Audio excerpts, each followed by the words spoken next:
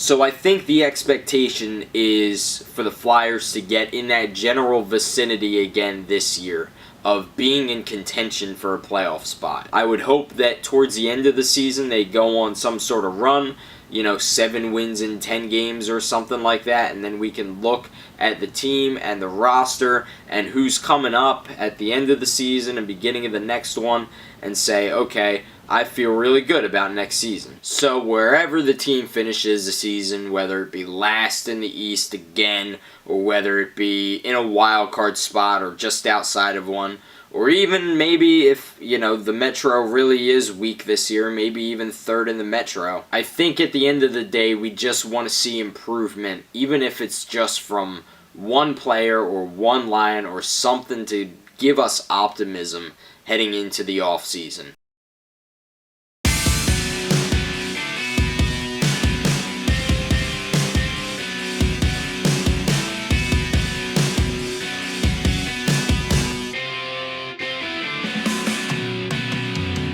What's up, guys? It's Tony here, and welcome back to Man Cave Studios. Ladies and gentlemen, the Philadelphia Flyers are in the postseason for the first time since 2020, so let's talk about it. I think we have to start with a story on how we got here to begin with. The Flyers lost in the second round in 2020 to the New York Islanders. They went to a Game 7 and lost 4-0. The next season, they were in a different kind of division. The divisions were a little funky because of COVID. And it was a pretty stacked division, and we knew that one team that had a great year the previous season was going to have to be left off. And one of those teams wound up being the Flyers. They missed the postseason by a lot. And then the following season and the season after that, every move former GM Chuck Fletcher made seemed to just be dumb. And we are still stuck with a lot of long-term contracts that the Flyers are still paying off that just didn't make any sense. So Chuck Fletcher got fired, and we all rejoiced, because why wouldn't we? And in came Keith Jones and Danny Briere, and the new era of Orange. They knew that the fans were tired of the whole thing of making the playoffs only on even years and not being really a competitive team in terms of the Stanley Cup. And so this new era of Orange, they basically came out and said, we're rebuilding. We are in a rebuild, okay? We are not going to be good, but we're going to build a team based off of the draft and prospects that we trade for, and also bring in some veterans from other teams to kind of coach the younger players and what it kind of takes to be competitive. Now, in that first season, Danny Briere got a little bit lucky. He got to draft Matvei Michkov because nobody above the Flyers wanted to touch Matvei Michkov because they thought he wasn't going to come over for another 3 years, which would have been next season, by the way. He came over last season. But before that, the Flyers in 2023 to 24 were having a really good season, despite no expectations of that team being competitive at all. And they were right there. They were in a wild card spot, going into the easiest part of their schedule, and just fell apart. Just completely fell apart. The next season, the expectation was the Flyers might regress a little bit because the end of the last season was not very good, as I mentioned, and they didn't really have any goaltending. And it might take a little bit to develop goaltending, but Sam Ersson as the number one guy was not the answer. In came Ivan Fedotov, and he wasn't the answer either. Ersson gave up too many rebounds. There were a lot of games where they had leads and blew them and then lost in overtime. Ultimately, I don't think we expected them to be as bad as they actually were, finishing last in the Eastern Conference. So over the summer, Danny Briere talked about next season's team being the competitive team. They weren't going to go out in free agency the year after finishing last in the Eastern Conference and make a big Nashville Predators type of splash to jettison themselves into contention. We also know that didn't necessarily work for the Nashville Predators either. They made several smaller moves along the way, and let's talk about those moves. Trevor Zegras was a guy with the Anaheim Ducks that did not pan out for them. We traded Ryan Poehling for Trevor Zegras. Ryan Poehling was a fourth liner who we really didn't expect to be a major contributor. Trevor Zegras, when we got him, had a very high ceiling and a very low floor. And the organization was willing to take that risk. Christian Dvorak was a guy with Montreal who wasn't one of their main players. He was a good player, but he wasn't a great player for them. They signed him to a one-year deal. Dan Vladar was a guy that we got from Calgary because Calgary thought that Dustin Wolf was the goalie of the future.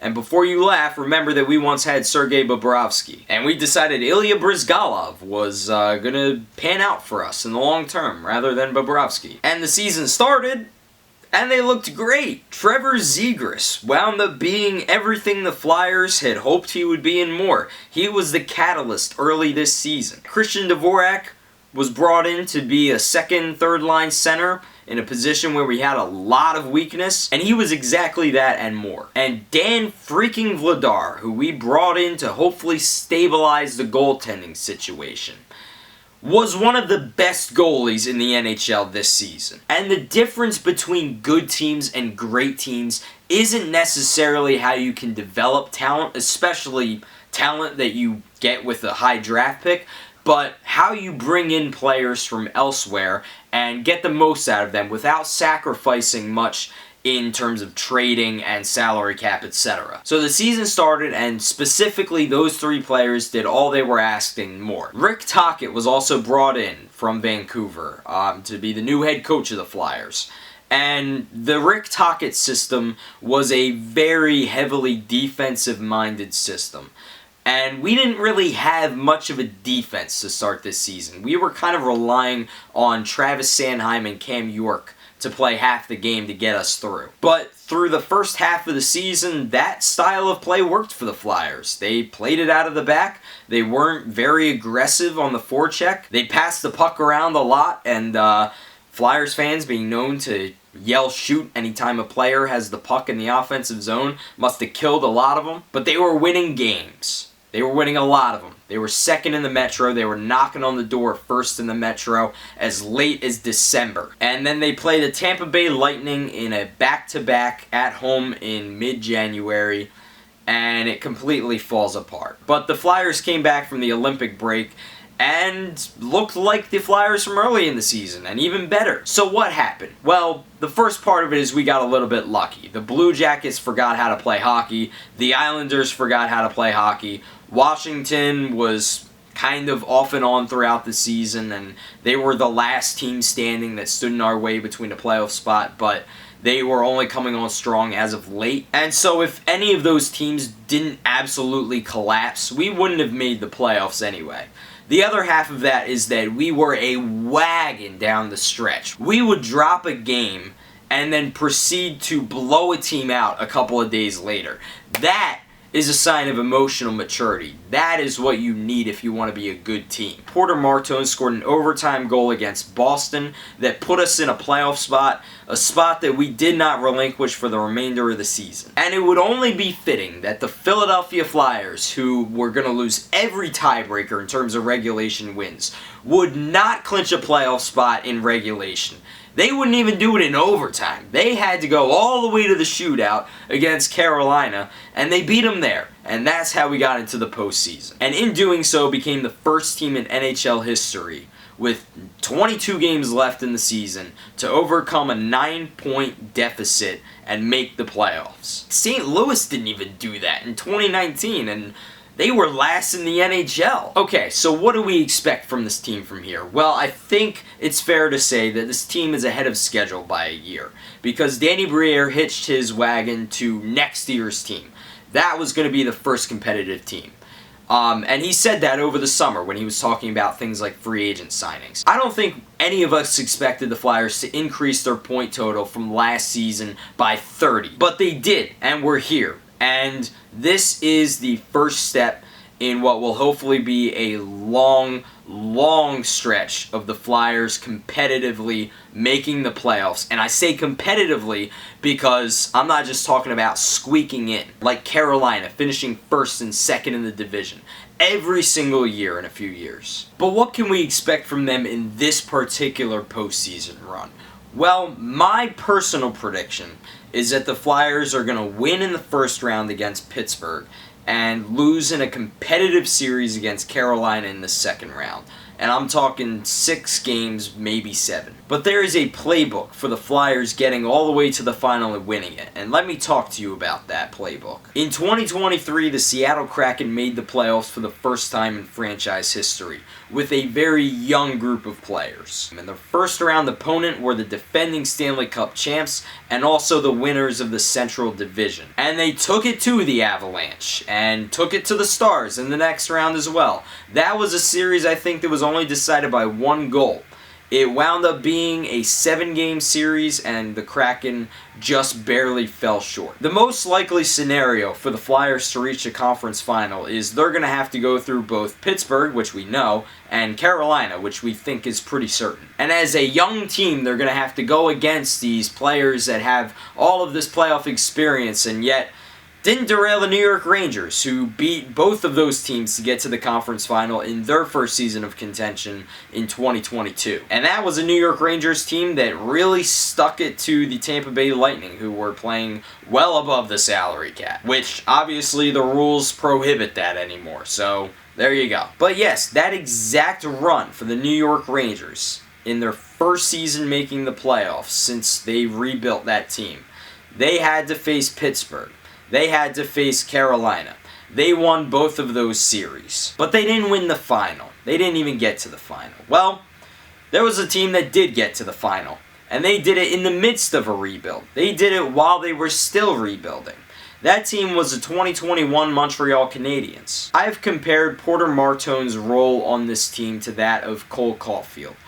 Cole Caulfield was a guy that came in out of college and played a handful of games for the Canadiens in the regular season and was one of their main contributors in the postseason. And you can say whatever you want about the Canadian division and whatever else, but bottom line, they beat the Leafs. They beat a Vegas team that they had no business whatsoever beating, and they got to the Stanley Cup final. I think it's different with the Flyers because we expect this team to be good next year, whereas Canadiens fans did not expect anything out of their team the following season. And if you need an example of a team that missed the playoffs one year and won the Stanley Cup in the next, I already mentioned them in this video, the 2019 St. Louis Blues. Now, the St. Louis Blues did have a lot of experience in the playoffs prior to that, but they did miss the playoffs in 2018, and the next season they were well on their way to missing the playoffs. Doesn't that sound familiar? Well, the St. Louis Blues went from well out of a playoff spot and everybody thinking that there's no chance they're going to get in,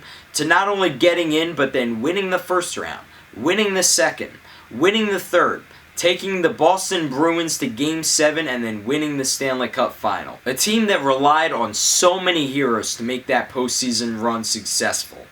And the Flyers are a team who have relied on so many different players to make their run to the playoffs special. They don't have a 40-goal scorer. You can't just stick your best defenseman out on the ice against Trevor Zegras and then call it a night.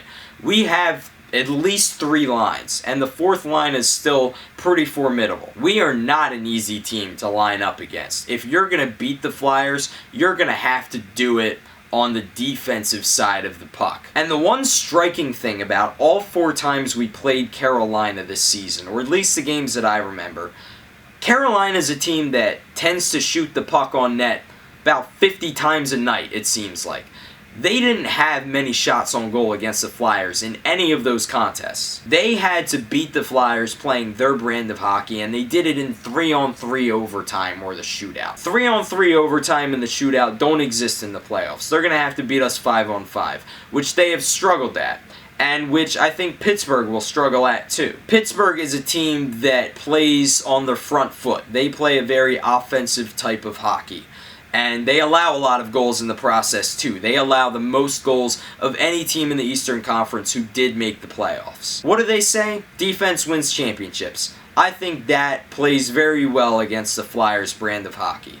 And I'm confident that in this series, even if they don't win it, it's not going to be an easy series. And so 1 round at a time, we're just going to have to hope for the best, expect the worst, because we very likely won't win the Stanley Cup final, but this postseason will be an important step for this team moving forward. And next year, we expect them to be even better. But anyways, that is going to be it for this video. Thank you guys so much for watching, and peace out, broskies.